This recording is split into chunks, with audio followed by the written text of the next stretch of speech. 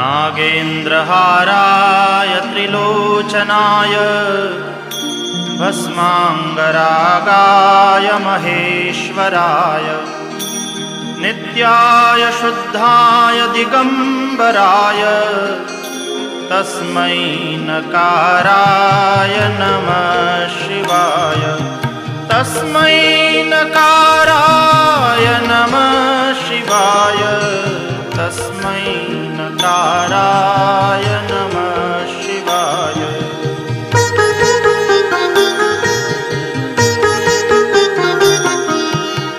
मन्दाकिनी सलिलचन्दनचर्चिताय नन्दीश्वर प्रमथनाथ महेश्वराय मन्दारपुष्प बहुपुष्प सुपूजिताय तस्मै मकाराय नमः शिवाय।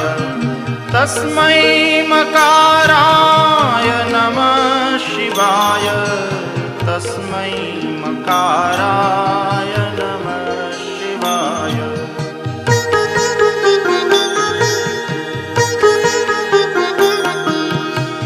शिवाय गौरी वदनाब्जवृन्द सूर्याय दक्षाध्वरनाशकाय श्रीनीलकण्ठाय वृषध्वजाय तस्मै शिकाराय नमः शिवाय। तस्मै शिकाराय नमः शिवाय।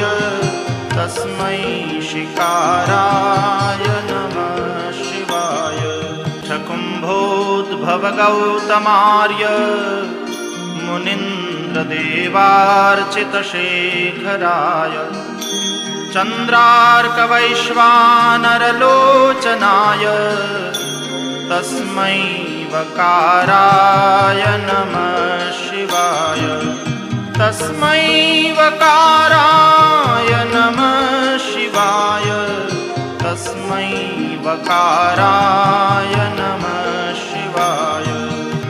यक्षस्वरूपाय जटाधराय पिनाकहस्ताय सनातनाय दिव्याय देवाय दिगम्बराय तस्मै यकाराय नमः शिवाय।